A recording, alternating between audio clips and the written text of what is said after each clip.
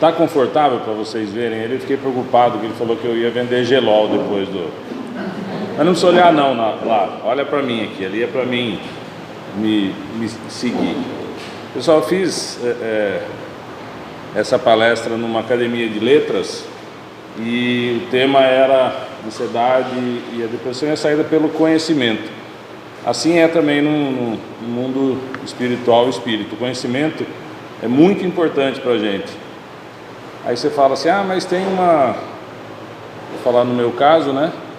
Tem uma senhora que cata papelão lá na frente de casa. Aí ela não precisa.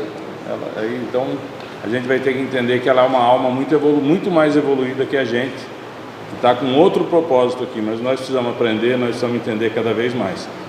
E essa palestra eu fiz 2 versões dela, e eu vou ver para qual versão eu vou falar aqui hoje, porque como era um lugar que não era espírita, e eu vi como eu sou burro no mundo sem o espiritismo, como eu sou ignorante no mundo sem o espiritismo, então eu fiz 2 palestras, eu tenho 2 palestras, uma para quem acredita em Deus e uma para quem não acredita em Deus.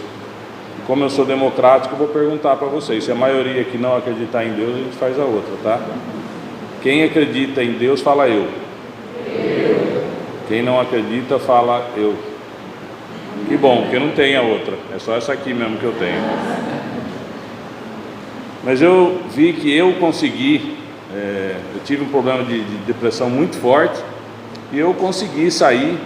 Eu até encontrei, inclusive nessa palestra que eu fiz, o primeiro psiquiatra que começou a cuidar de mim, e ele ficou surpreso em saber que eu não tomava mais nenhum medicamento, e ele me perguntou, nossa, que tratamento você fez? Aí eu falei, Jesus, espiritualidade, autoconhecimento, um pouquinho disso que eu quero passar hoje para vocês aqui. Eu vou tentar acelerar bastante no começo, para que a gente possa falar um pouquinho mais no final. E eu acho que a palestra, a palavra do palestrante é o que menos vale. Eu ainda não estou preparado, eu ainda não estou polido, ainda não estou beatificado, então eu ainda vou dar a minha opinião aqui, mas vocês esqueçam elas. O importante aqui é a doutrina. Ela falou muito bem. O Evangelho, segundo o Espiritismo, e o Livro dos Espíritos, só eles resolvem a nossa vida. Se você lê eles todo dia, se você tiver um contato com ele, esse aprendizado vai transformar a sua vida para melhor. Então eu peguei aqui o Evangelho, o Livro dos Espíritos, Céu e Inferno. Isso daqui é uma pesquisa que brasileiros fizeram, que eu quero dividir com vocês. No decorrer aqui nós vamos falar um pouquinho dela. Divaldo, não sei se vocês sabem, mas ele é psicólogo formado, e ele fala, de cada 10, 4 pessoas estão em depressão, 4 já tiveram e 2 vão passar por isso. É o mal do século. Para vocês terem uma ideia onde a gente se encontra, de cada 10 pessoas, 1 está em depressão. Cada 10 pessoas, 1 está em depressão. Então aqui hoje, nós vamos ter alguma pessoa que está passando por um processo depressivo. Com certeza, mais de uma. E onde isso leva? Qual que é a dimensão desse problema? O suicídio. A cada 4 segundos uma pessoa tenta suicídio, e 1 em cada 10 consegue. A cada 40 pessoas uma pessoa se suicida no mundo. Essa pesquisa é um pouquinho antiga ainda, mas é a 3ª causa de morte entre jovens de 15 a 35 anos de idade. 3ª causa de morte entre jovens, o suicídio, que provém da depressão. Vocês percebem que é uma escalada? Quem já passou por depressão como eu passei, a gente sabe que parece que não tem saída. Parece que se você sair dessa vida vai ser melhor, e a gente sabe que não é. Divaldo conta uma história de um suicida que se jogou na frente de um trem. Ele ficou 16 anos, no nosso tempo aqui, sendo atropelado ininterruptamente. Ele era estraçalhado. Quando ele se recobrava, ele ouvia novamente a buzina do trem e era estraçalhado de novo. Suicídio, nós sabemos que não é a saída. Qual é a saída? Espíritas, amai-vos, instruí-vos. Esse é o segundo ensinamento. Percebam a importância da gente se educar, aprender. E parece que eu combinei, né? Que vai ter o evento aqui no dia 30, para que a gente possa se aprofundar no mundo espírita.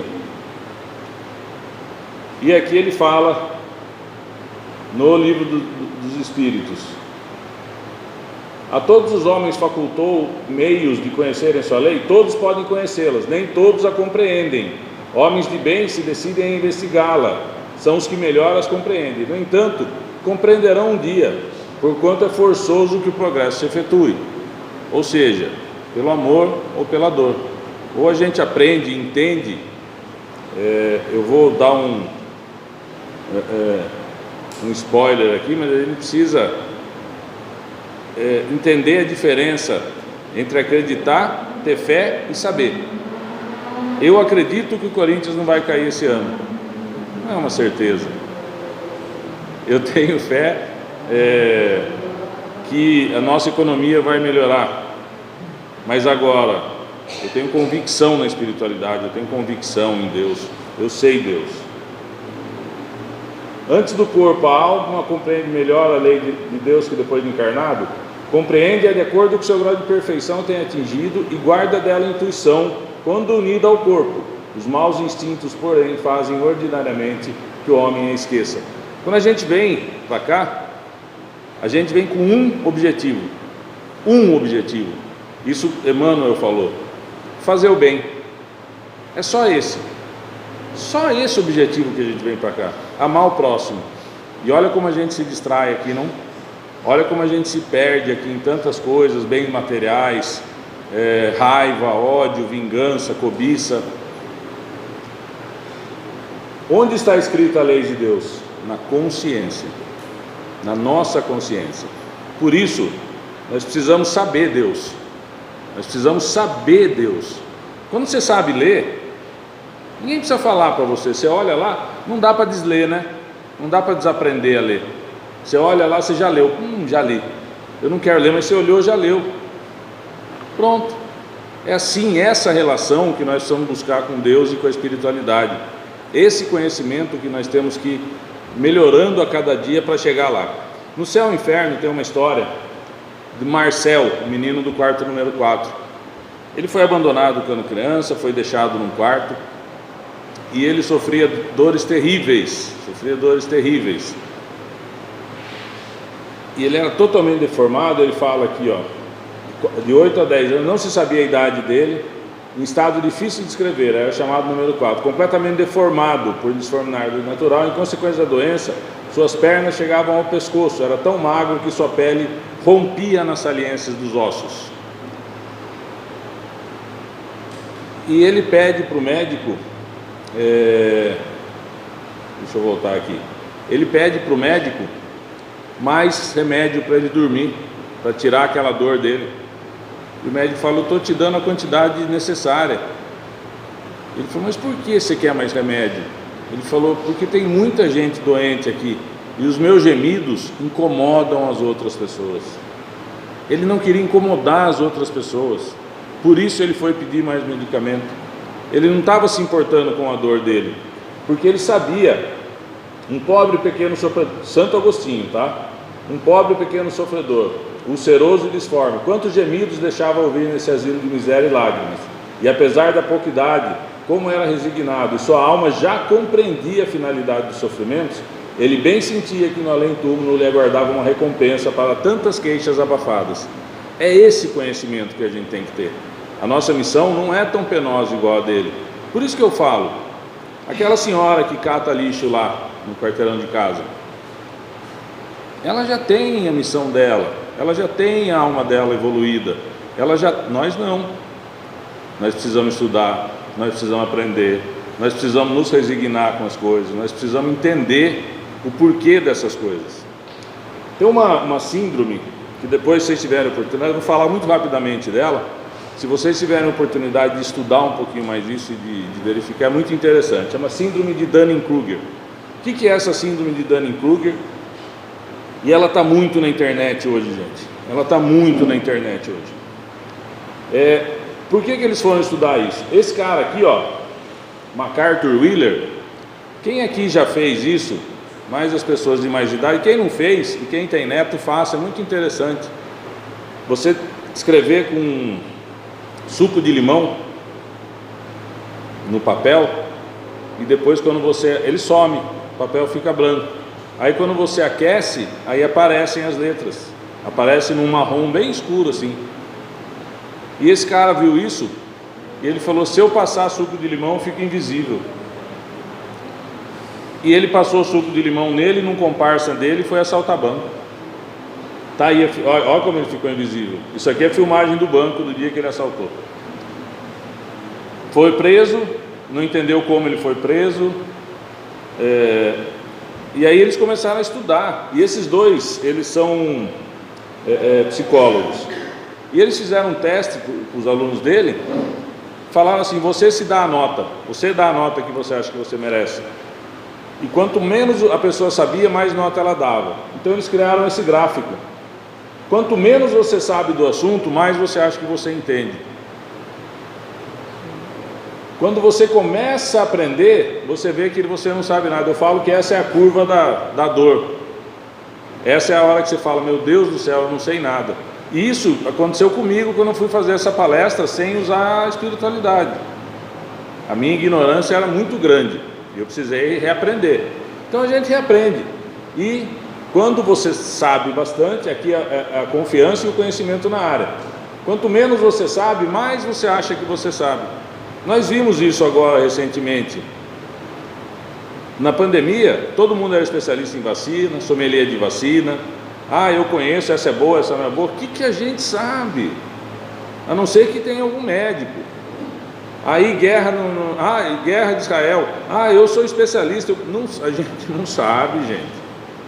A gente não sabe as raízes daquele povo. Aquela guerra que está acontecendo hoje lá remonta de antes de Cristo. Então evite dar a sua opinião, evite passar vergonha como esse rapaz passou. Vamos guardar essa opinião para a gente.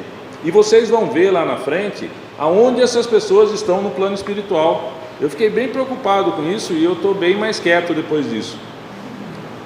Eu acho que a gente, quando a gente achar que a gente sabe muito de alguma coisa, vamos repensar. Como era o sucesso antigamente? Você saía, caçava, comia, era tudo imediato, era tudo de forma imediata que as coisas aconteciam. Como é hoje?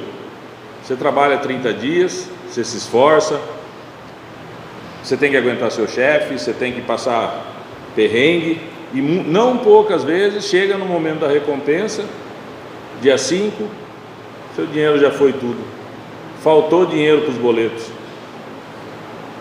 E isso tem afetado muito a vida das pessoas. Isso tem deixado as pessoas cada vez mais com menos descarga de endorfina no corpo, menos alegria de viver. Como nós temos dois sistemas no corpo, o simpático e o parasimpático. O parasimpático nos prepara para a luta, nos prepara para o embate, bombeia sangue pelos músculos, acelera o coração, acelera a respiração e inibe a digestão.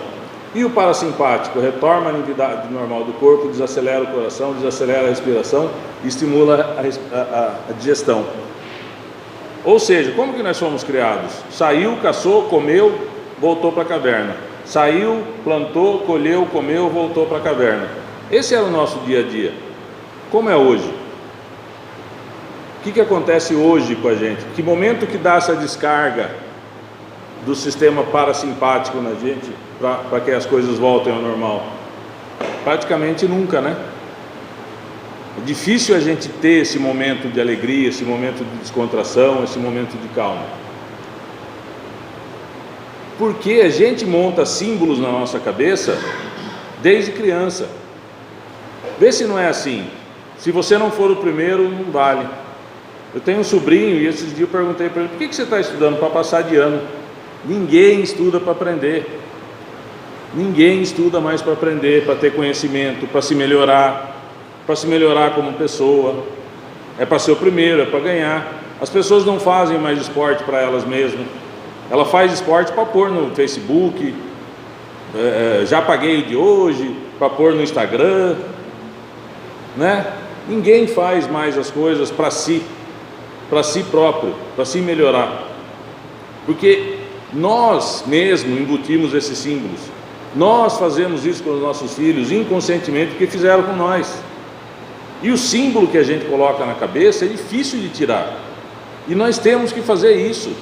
Nós temos que aprender a fazer isso. E é o que a espiritualidade pede para a gente. O que vocês veem aqui? Essa imagem fez parte de uma pesquisa aonde eles vão, aonde a base da alimentação é um coelho, as pessoas veem um coelho. Aonde a base da alimentação é ave, eles veem uma ave. Então a gente embute símbolos na cabeça da gente que vão determinar o que o nosso pensamento faz. E hoje o que acontece muito com a internet? Você vê a pessoa lá no barco, você vê a pessoa na lancha, hoje tem fundo, viu gente? Tem fundo que as pessoas fazem, estou aqui na praia, estou em Dubai, estou não sei aonde. Isso nos dá uma sensação ruim. Nossa, eu estou aqui trabalhando e o cara está lá, olha que inveja, né? E a realidade não é essa. A realidade é que cada um tem a sua jornada, cada um tem o seu caminho. Eu não posso trilhar o caminho de ninguém, eu não posso subir a escada de ninguém, eu não posso ser melhor do que ninguém, porque o meu caminho é diferente. A gente trabalha com meninas de 15 a 20 anos e a gente tem e algumas pessoas começaram a falar lá em meritocracia. Nós estamos com uma menina que o pai matou a mãe e está preso, e outra que o pai dela é médico e mora no Terras de Piracicaba. Como que a gente vai dar meritocracia para essas meninas? E assim é com a gente, cada um tem um caminho. Quem que vai ganhar essa corrida aqui? Quem que vai chegar primeiro lá? Lá atrás tinha quem lembra quando o Cid Moreira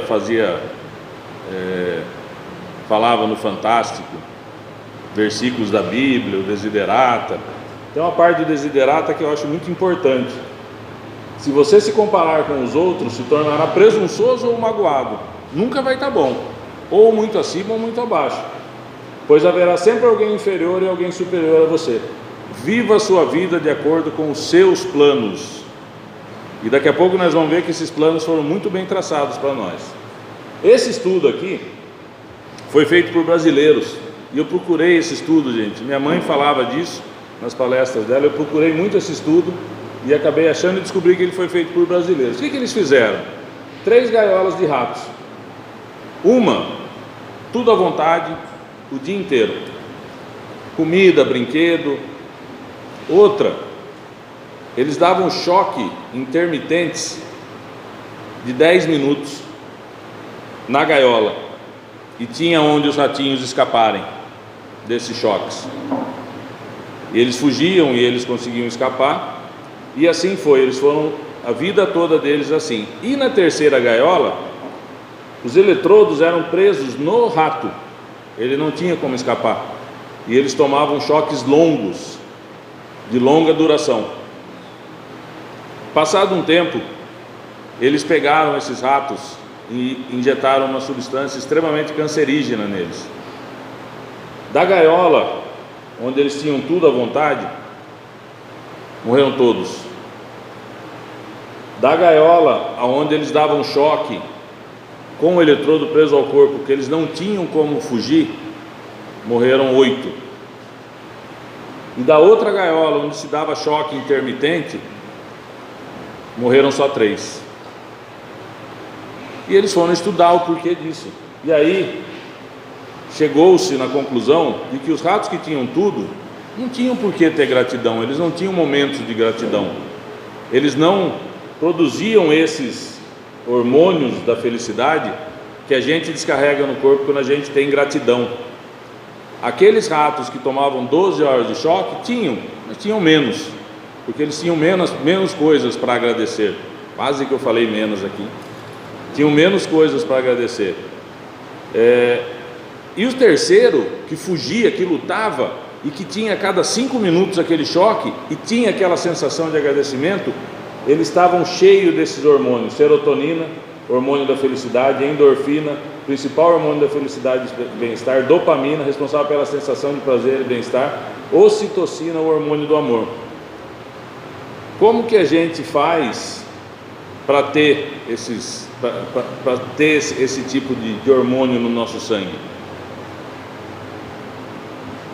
Praticar exercício físico, meditar, ter uma diversão, cultivar relacionamentos, atividades que tragam satisfação, ter uma alimentação equilibrada, dormir bem, descansar. Esse aqui eu vou deixar por último.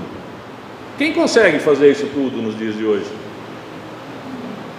Quem consegue? Ah, não, eu não vou, eu não quero ter relacionamento com aquela pessoa, mas eu trabalho com ela. E é engraçado, ó, vocês vão concordar comigo. Chega domingo à noite, começa o Fantástico, já vem a pessoa mais chata do seu trabalho na sua cabeça. Não vem nenhum momento bom, só vem aquela pessoa falar: ah, meu Deus, ai, meu chefe, ai, meu supervisor. Em vez de você pensar no cafezinho que você vai tomar, você já põe aquela pessoa na sua cabeça, ela aluga um apartamento lá. Gente, nada disso está na nossa mão. Nada disso está na nossa mão. Você fala assim, ó, vou fazer academia aqui. Saio aqui, o carro atropela eu. É ali a academia. Meu carro me atropela, eu não chego lá. A única coisa que está na nossa mão, 100%, expressar gratidão e ser grato pelas coisas boas da vida. Joana de Ângeles fala para Divaldo: agradeça pelo mal que aconteceu, agradeça pelo bem que aconteceu, agradeça pelo mal que não aconteceu. Ou seja, agradeça por tudo, porque nós temos que passar por isso. Nós sabemos da lei de ação e reação, a gente sabe que tem que passar. Então por que a gente reclama? Qual a única coisa que a gente controla nessa vida? A única coisa, e olha lá, hein? Às vezes a gente não tem total controle dessa coisa ainda. É o nosso pensamento, gente. A nossa forma de pensar, o nosso ponto de vista. O nosso ponto de vista é só a vista de um ponto. A gente pode mudar ele a hora que a gente quiser. Tem gente que fala: ah, eu não mudo, eu nasci assim, complexo de Gabriela, né? Eu nasci assim, eu cresci assim, você sempre assim, ninguém vai me mudar. Errado. A gente tem que mudar, a gente tem que se adaptar, a gente tem que se melhorar. Quem tem esse tipo de síndrome, vocês vão ver também onde ele está na escala espiritual daqui a pouco. Para a gente poder mudar esse ponto de vista, a gente tem que ter uma noção de quem a gente é. Tudo é muito bem planejado antes. Nada que acontece aqui é por acaso. Acreditem, existiu uma equipe, preparou vocês do lado de lá. Quem tem filho adolescente sabe que muitas vezes eles falam isso para a gente: eu não pedi para nascer. Eu falo: pediu sim. Você implorou para vir nessa família aqui. Então, para mim, comigo nunca colou isso daí, porque esse planejamento é muito longo. Acredita-se que para conseguir colocar Jesus naquele corpo que ele veio, demorou anos. E a gente precisa desse processo também, e tudo é muito planejado. Tudo que a gente vai fazer, antes de fazer, já está planejado. Mas a gente segue. Lembra que eu falei, quando a gente chega aqui: ah, eu vou lá no centro espírita hoje. Mas tem jogo do Corinthians. E acho que eu vou. Vai ter um bailão no sindicato aqui, é tão pertinho. Eu vou lá um pouquinho. Mas estava planejado. Foi você que estragou. Foi você que mudou seu GPS e foi fazer outra coisa. A gente usa máscaras o dia inteiro, né? Aqui a gente pode usar máscara, mas no plano espiritual a gente pode? Quando a gente chegar lá para prestar conta com o nosso gestor máximo, quando a gente chegar lá e encarar o nosso mentor espiritual, a gente vai dar conta certinho do que a gente fez? Vamos dar uma olhadinha para ver quem que a gente de fato é. Vamos pensar nessa escala espiritual, onde que a gente está. É isso aqui que a gente é, gente. Quando a gente foi feito, é essa centelha aqui. Depois veio o perispírito, e depois veio esse corpo que a gente habita hoje, que não é a nossa morada principal. Nós estamos de passagem aqui. Olha a escala espiritual. Primeira classe, espíritos puros. Para quem tem curiosidade, essa aqui é a pergunta 100 do Livro dos Espíritos. Segunda classe, espíritos superiores. Terceira classe, espíritos sábios. Quinta classe, espíritos benevolentes. Espíritos batedores, espíritos neutros, espíritos pseudo-sábios. Olha aqui onde está aquele cara que se perfaz. E sabe por quê? Eu entendo isso, eu consigo entender isso. Porque esse cara que se perfaz, ele prejudica muita gente. Ele fala assim: essa vacina não é boa, não tome. E a pessoa fala: nossa, ele é tão inteligente, eu vou seguir a mensagem dele. Olha onde ele está aqui, gente. Aqueles sabichões, sabe tudo do WhatsApp, do Facebook, do Telegram. Espíritos levianos e espíritos impuros. Ele está lá no finalzinho. E a gente, onde que a gente está aqui? Qual que é a nossa responsabilidade? Onde que a gente... Tem uma escala um pouquinho mais simples, que eu acho que a gente vai se achar aqui. Na primeira ordem podemos colocar todos que já chegaram à perfeição. Espíritos puros, nenhuma influência, superioridade intelectual. Jesus foi o único espírito de primeira ordem que passou aqui. Mais nenhum. Segunda ordem, estão os que chegaram ao meio da escala. O desejo do bem é sua preocupação. Os espíritos de segunda ordem só têm o desejo do bem, terão também o poder de fazê-lo. Terceira ordem, predominância da matéria sobre o espírito, propensão ao mal, ignorância. Aqui, nem todos são essencialmente maus, são muito mais ignorantes do que maus. E aí que eu coloco aqueles de oitava ordem. Eu diria que nós estamos aqui. Tenho convicção e desejo de estar aqui. Não tenho pretensão de passar para lá, mas também não me encontro aqui. E acho que todo mundo que está buscando alguma coisa, está aqui. Tem o desejo do bem. Eu acho que daí nós já temos um ponto de partida para saber o que a gente precisa fazer. E o Divaldo fala: se o Espiritismo matou a morte, se a gente sabe que a gente não morre, por que tanta angústia, por que tanta depressão, por que tanta preocupação?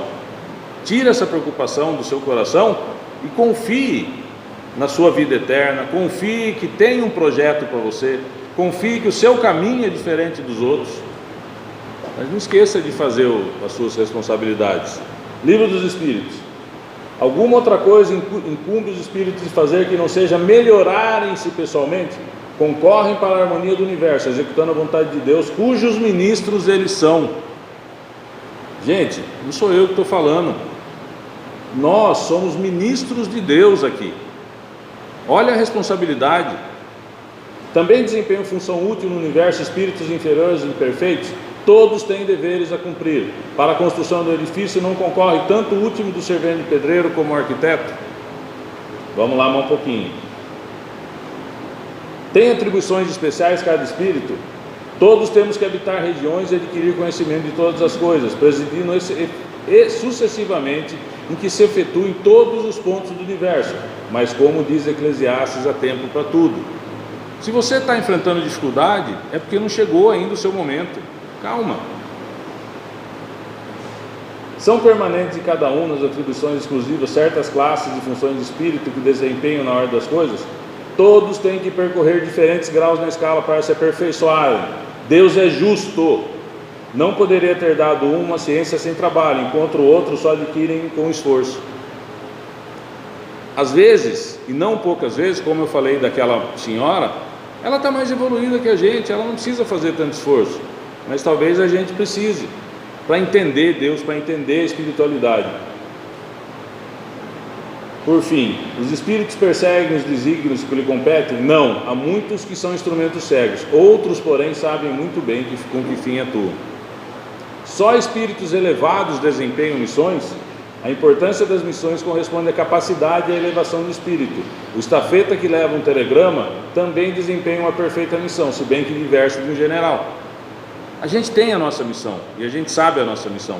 Por que às vezes a gente quer se comparar com outros espíritos que têm outras missões a fazer aqui? E a nossa vida aqui se resume a três coisas. Três tipos de problemas que a gente vive no dia a dia aqui. Problemas concretos: boleto, furou o pneu do carro, dei uma topada, me machuquei, a gente resolve. Dramas pessoais: uma doença séria na família, um câncer na família.